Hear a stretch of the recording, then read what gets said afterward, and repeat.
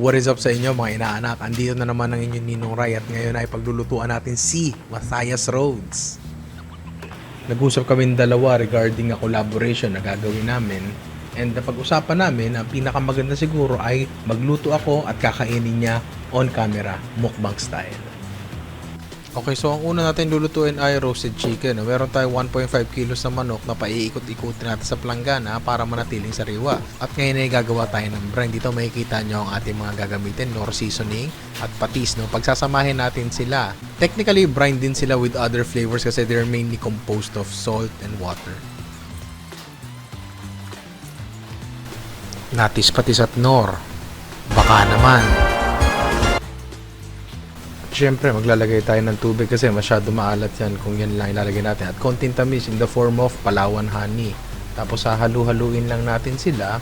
Tapos dahil hindi wala tayong masyadong oras para ibabad na matagal ang manok, gagamit tayo ng ganito. Injection lang yan na nabibili yan sa Mercury. Mura-mura lang yan.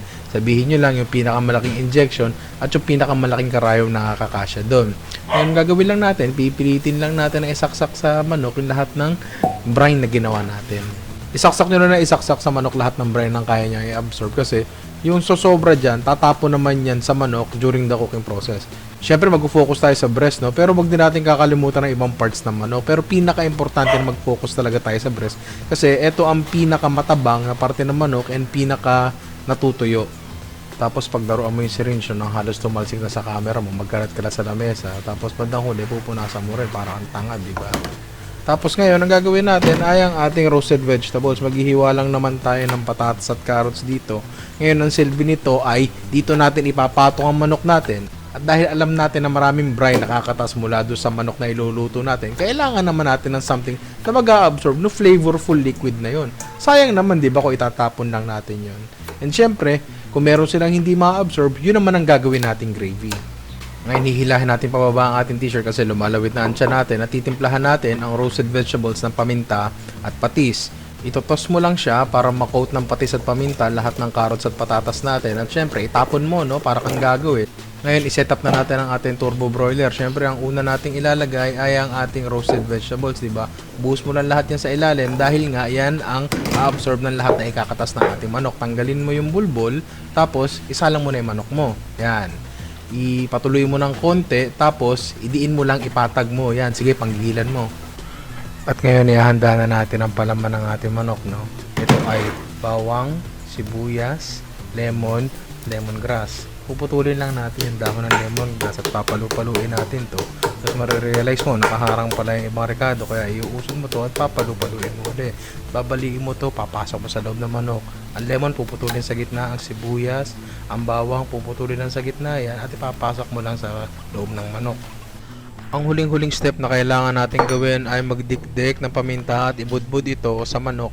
Tapos yan, isasalang na natin ngayon sa turbo for at least 1 hour at 180 degrees, no? Ngayon, ito na ang magiging itsura niya. Hanap tayo ng magandang angulo, no? Para maipakita ko sa inyo ang kulay niya. Kulay niya talaga medyo maitim. Dulot siya ng Palawan honey na ginamit natin. Sinadya natin yan. At yung katas na yan, gagawin na natin gravy. Sisimulan na natin to ngayon, no? Ngayon na. Yan. Magluluto tayo ng mantika at harina at ilalagay mo lang yung sabaw at lalagyan mo lang siya ng paminta. Pakuluin mo, gravy na. Tapos. Dahil tapos na ang manok natin, mag-proceed na tayo sa ating horse meat salpikaw. Yes, tunay pong horse meat yan. Napuputulin lang natin into 1-inch size cubes. Tatanggalin natin ang mga litid, mga matitigas na parte, di ba? Tapos set aside lang po natin. Pero syempre paglalaroan muna, yan, ganyan, magaling ka, di ba? Tapos maghihiwa na tayo ng sibuyas, bawang, tatabi po natin yan.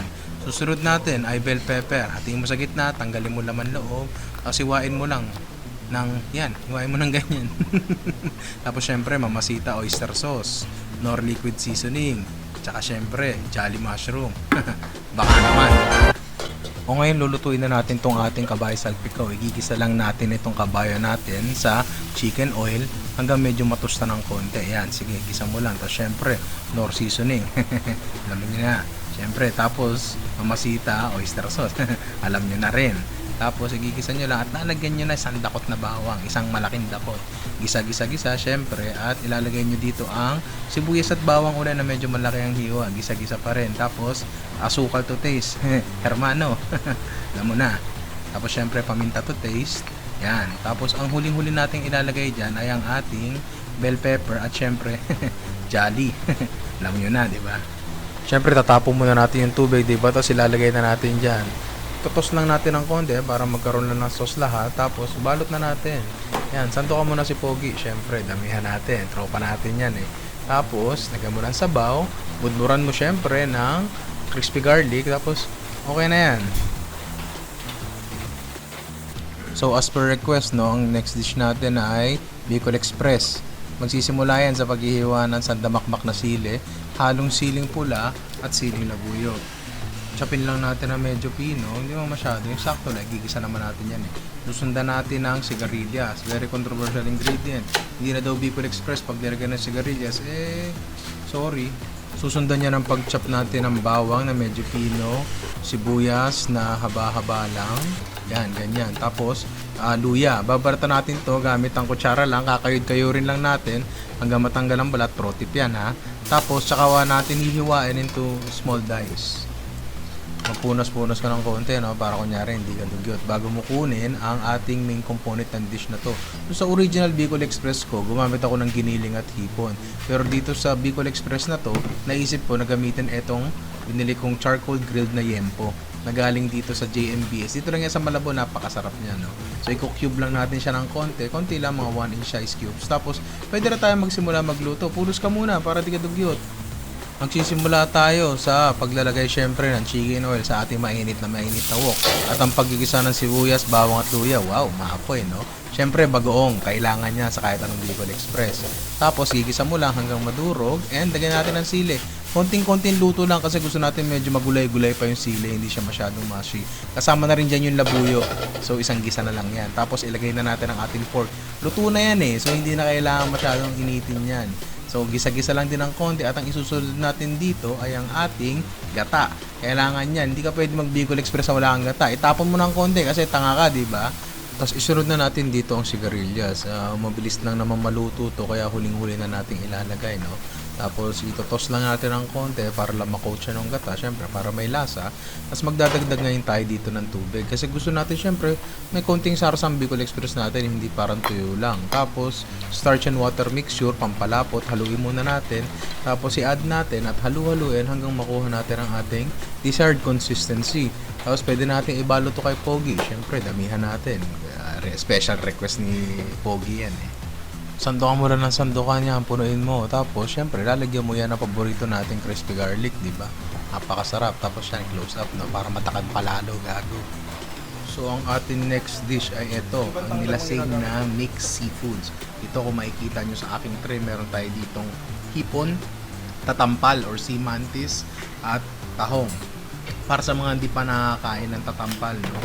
Very common yan dito sa Malabon. Ang tawag dyan ay sea mantis, and ang laman niya parang cross between shrimp and crab. Medyo mahirap lang siyang buksan pero masarap na masarap siya. So lulutuin na natin to agad na mabilis, no?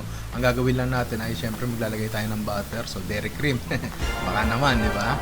Tapos, sorry, hindi pala butter ang dairy cream. Baka may matrigger, margarine pala siya. And maglalagay tayo ng napakaraming bawang. Marami talaga. And maglalagay tayo ng halo-halong seafood natin. Unahin natin ang tatampal. Isunod natin ang hipon at hiuhuli natin ang tahong. Tapos, itotos lang natin para makoat lang sila ng butter and garlic. And pagkatapos nun, lalagyan natin siya nito. Ay, Diyos ko. Red Horse. Diba? Baka naman. Kahit isang case lang na mucho. Yan. Ibubuhos lang natin yan dyan at ahayaan natin mag-steam lang ang ating mixed seafoods sa beer. Lalagyan natin ng patis.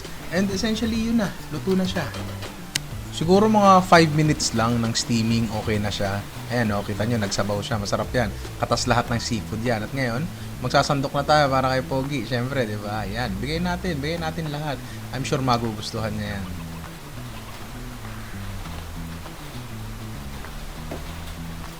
At para sa ating dessert, gagawa tayo ng bukayo pie. Basic lang to. Papakita ko kayo paano gumawa ng basic na pie crust. Wala nang sukat-sukat. Maglalagay lang tayo ng butter, asin, asukal, at lard. Kailangan lang natin i-work yung fat doon sa flour para ang mangyari ay magkaroon ng maliliit na fragments ng fat na balot ng flour. Tapos lalagyan lang natin to ng konting tubig just to hold the mixture together. Konting-konti lang. Tapos, pag na-mix na natin, i-rest natin siya for 1 hour. After resting, pag relax na ang gluten, kailangan na natin siya ngayon i-roll out para ma-shape na natin siya dito sa ating cooking vessel of choice, which is in this case ay aluminum tray na maliit. Ngayon, kung matatanggal ko lang to, makakapagsimula na tayo. Yan, di ba? Okay. Ngayon, slowly i-work mo lang yung dough, dahan-dahan, at gamit na rolling pin, sorry, bote ng long neck kasi wala akong rolling pin ulit, ay ipa-flatten natin to gently hanggang makuha lang natin yung thickness na gusto natin. Dito, dahil nangangawit na ako, binawasan ko ng konti yung dough sa gilid. Medyo maliit yung working space natin. Tsaka, medyo konti yung hydration ng dough natin. Kaya medyo nahirapan ako i-roll out, na-break yung gilid. Pero makukuha natin yan. Ayan pala, pro tip, no? I-roll mo yung crust mo doon sa rolling pin. Ayan, tapos patayin mo yung electric pan. Siyempre, lilipa rin yung aluminum tray mo, di ba? Patayin mo yung electric pan muna, naknambot. Sige, ibaon mo. Hindi mo yan maano, patay mo muna. Patay mo muna. Yan. Sige, patayin mo. Tapos balik ka. Yan. Pag patay na yung electric pan, ngayon, i-roll out mo yung manipis mo ng pie crust doon sa vessel mo and unti-unti i-work mo siya. Yan, ipapasok mo siya unti-unti hanggang make sure na walang butas Make sure na walang butas. Dahan-dahan lang, hindi naman kailangan magmadali, no? Kailangan lang yung ilalim niya walang butas and yes, ititrim natin yung mga dulo kasi gagawin natin yung cover sa taas mamaya. Yan, sabi ko kanina, i-trim yung excess, no? Pero kita nyo, ang galing ko, binabalik ko. Kasi na-realize ko, wala pala tayong crust basically sa gilid, no? So, yan, ngayon, ang gagawin natin ay docking. Basically, bubutasan natin yung pie crust natin sa ilalim kasi iba-blind bake natin siya, which is, lulutuin muna natin siya bago natin siya palamanan para lang mas maganda yung ilalim na crust, diba? Butas-butas siya to let the steam escape while cooking. Yan, sasalang na natin yan for siguro mga 15 minutes, 10 minutes at 180. So habang niluluto na, ay luto na pala. Nung luto na ang pie crust natin, ipe-prepare na natin yung palaman, ibubuhos na natin sa kanya. Yan, kitang-kita nyo ang ating bukayo. Hindi ko alam bakit wala akong footage ng bukayo natin, pero tsaka ko na ipapakita yan, no? Kasi madali lang naman yan eh. Tapos yung mga natira natin pie crust, i-roll out natin, then gagawa lang tayo ng enough para sa taas. Tapos yan, landian nyo lang. Parang malaking empanada lang yan, ano ang problema dyan. Basta maisara nyo, yan ang mahalaga, di ba? O yan, o. Medyo okay na, medyo hindi naman nakakahiya ng konti. Siyempre, brush nyo siya ng egg wash para lang medyo brown yung taas niya ng konti. Yan. Pwede na, no? Not bad na. So, ito na ang mga niluto natin para sa kaibigan natin. Ang nilasing na mixed seafoods, ang Bicol Express, ang horse meat salpicao, ang ating roasted chicken with, syempre, ang ating roasted vegetables. At meron pa nga pala tayong dessert, no? Ang ating bukayo pie. Ngayon, dito ako magkakaproblema. Yan, kita nyo. Bumagsak yung bukayo pie, nasira siya, nadurog siya, and yan na ngayon yung itsura niya. Hindi ko alam kung isesend ko pa ba, pero ayan durog-durog So, akala ko yan lang ang magiging problema ko nung araw na yon. Umpisa pa lang pala yan.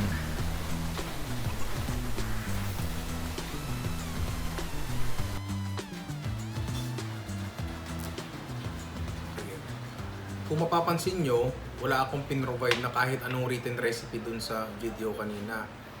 Yun dahil ayokong gawin nyo ang kahit alin man dun sa mga ginawa ko. Kasi ang totoo niyan, yung 5 dish na yun, lahat yung supply.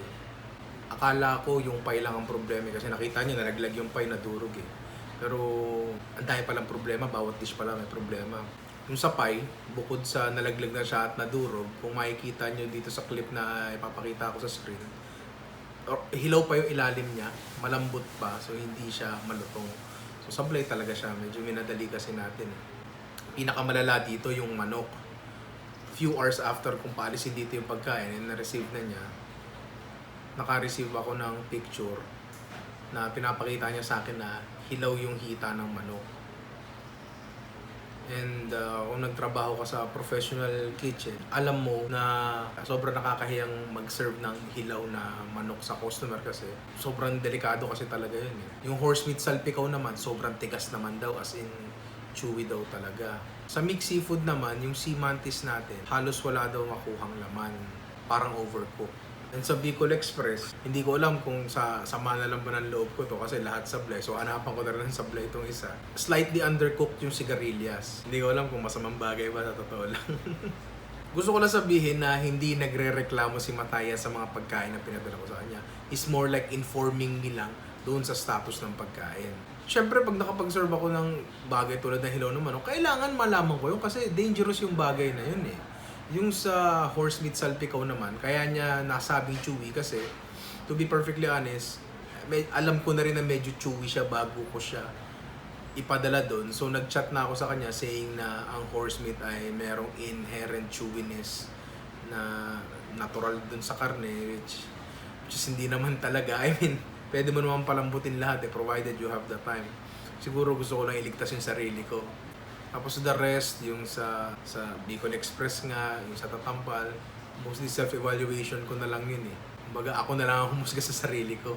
Kung tutuusin, pwede ko namang hindi na gawin to eh. Pwede ko nang hindi ikwento sa inyo na sumablay ako, ilabas ko yung video, mag-provide ako ng recipe, and hindi nyo malalaman na nagkamali ako ng ganito. Hindi nyo malalaman na nag-serve ako ng hilaw na manok, ng matigas na karne, ng overcooked na seafood.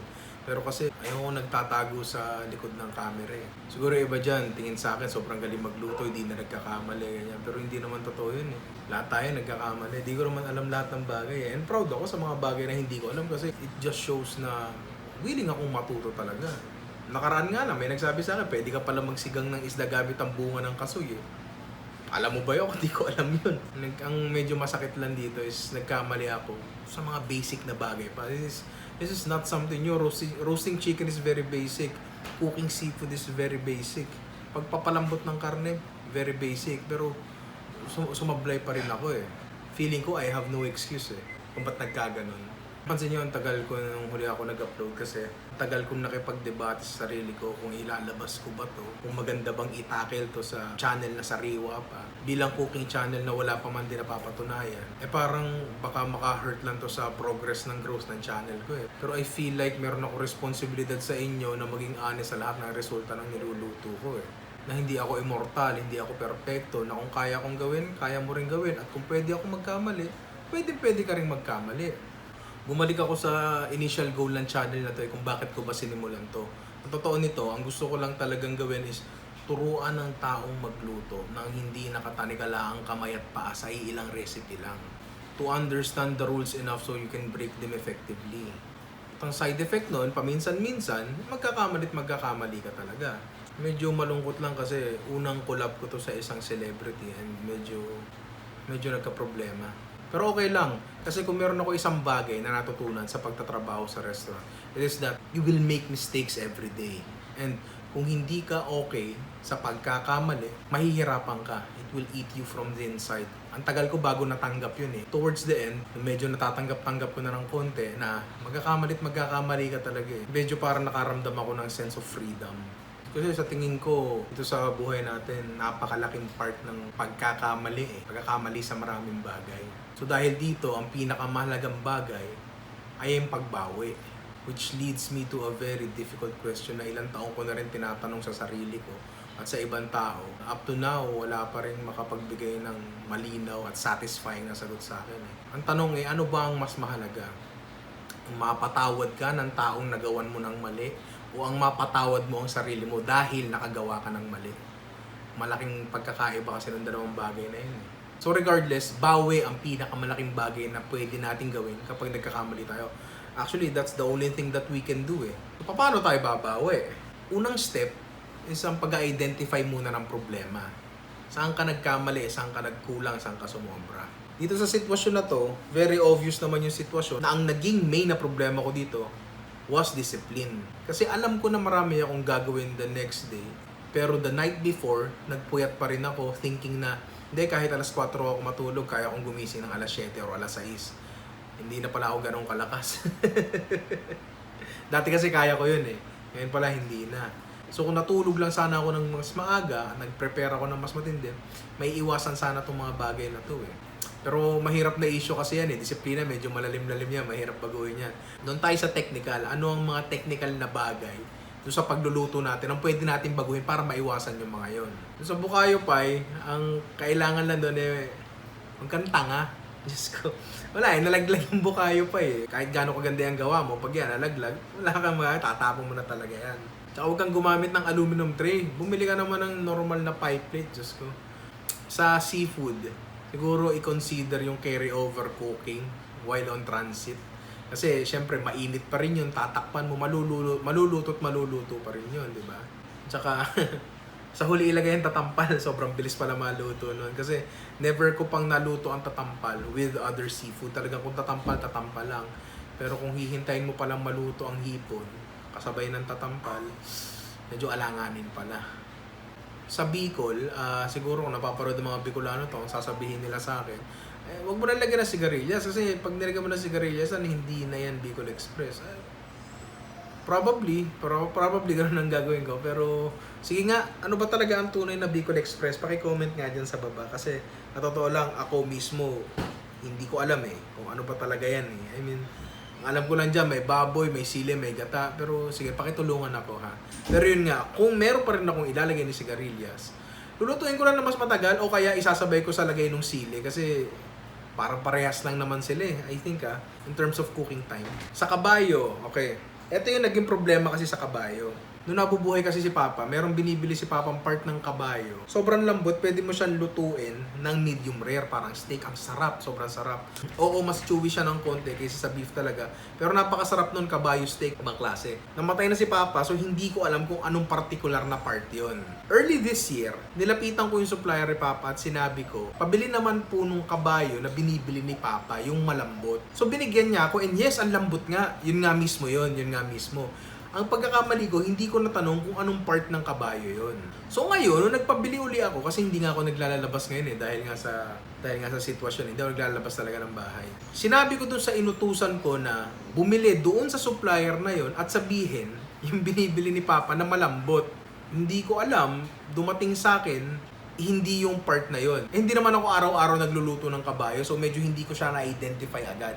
Pero nung hinihiwa ko na siya, napansin ko na meron siyang mga litid and mga connective tissues na wala naman doon sa dating part na binibili ko. So, nung niluto ko siya, tumikim ako ng konti, napansin ko, ang tigas. And kapag to binalot ko and tinravel, makukulob yung init, titigas pa talaga. Wala na akong ka-oras-oras. Ang usapan namin ni Masayas, lunch. Anong oras na nun? 2:00 pasado na, sinasalang ko pa lang yung kabayo, di ba? Ano nga yung gagawin ko? Hindi ko na lang ba isa-serve? Sasabihin ko ba sa kanya na wala, matigas yung kabayo, hindi ko na lang papadala? Kasi sa totoo lang, this is for video as well Magmumukbang nga siya. So, naisip ko noon na since this is for the video naman, secondary na lang siguro yung sarap ng pagkain, I guess. Sakit naman sabihin. Pero kailangan may material Kailangan may material kang ma-provide yung material na pinag-usapan nyo. So, pinadala ko pa rin talaga. Pero kung meron lang akong enough time pa, siguro sa kalahating oras or at least isang oras, mapapalambot ko yun Kaso, wala na talaga Yung sa chicken ang pinaka nakakainis. Kasi bago ko pa man din gawin yung mga bagay na ginawa ko dun sa chicken, alam ko na ito ang mangyayari, pero I went against my better judgment. Tinuloy ko pa rin. Kung bakit, di ko alam. Feeling ko naging overconfident na lang ako. Kasi manok yan sobrang basic yan Ito ang una naging problema dyan. Ang dami kong stuff na nilagay dun sa loob ng manok na nag-prevent sa mainit na hangin na makapunta dun sa loob ng manok and lutuin siya from the inside. So, ang heating element ng turbo natin ay nasa taas. So, anong nangyari, mas expose yung breast natin, nabubugahan ng mainit na hangin, at yung ating thigh part hindi naaabot ng mainit na hangin. So, anong nangyari, nahilaw siya. Pangalawang problema, hindi ako naglagay ng rack. Diretso ko siyang pinatong sa vegetables. Ang nangyari tuloy, wala ring air na nagsisirculate sa ilalim ng manok. So nangyari, nakaambag pa to sa pagkakahilaw nga ng ating thigh part. And kung mapapansin niyo rin yung narration ko regarding dun sa pag-i-injection ng brine sa manok, masisense na rin yung doubt ko dun sa sa approach Somehow, alam ko na rin na hindi siya ganung mag-work. Pero at the same time, alam kong wala na rin akong ibang choice. Kasi wala na akong oras mag-brine wala rin akong oras mag-debone. Nakakainis lang kasi lahat ng mga problema na to, tinakel ko to sa previous video ko. Na nangyari, hindi ko sinunod lahat. So eto ngayon ang naging resulta, Hindi ko alam, parang pakaramdam ko tuloy ang ipokrito ko. Siguro kung meron lang isang general lesson na kung gustong ituro sa sarili ko dito, it is that kailangan kong mas i-manage ng mabuti ang oras na meron ako. Kasi totoo lang, kung meron pa akong additional 1 to 2 hours, 3 hours, magagawa ko lahat siya, walang problema Shh! Shh! Ang ingay mo Nagsushoot ako dito eh. Luna! Kamagulo. Saglit na lang. Bitch. Para sa inyo, lahat ng nanonood dyan, ang gusto ko lang siguro sabihin sa inyo is, be okay with your mistakes. Kasi mangyayari talaga yan eh. Magkakamali ka talaga. Own it, never blame anyone, and learn from your mistakes lang. So kung umabot ka sa part na to, maraming salamat sa oras mo. Alam ko medyo iba yung approach ko dito sa video na to and medyo mahaba. Pero salamat at nanood ka pa rin. Kwento nyo na lang sa comment sa baba kung ano ang pinakamatinding sablay nyo sa pagluluto, tapos sabay-sabay na lang natin pagtawanan. And pasensya na, medyo natagalan ng upload ngayon, medyo nag-struggle lang ako ng content dito sa content and sa format na to. Pero kaya mag-alala, medyo mas dadalasan ko ng upload natin and patataasin pa natin ang quality ng ating mga videos. So ayun, salamat, mag-e-edit na ako.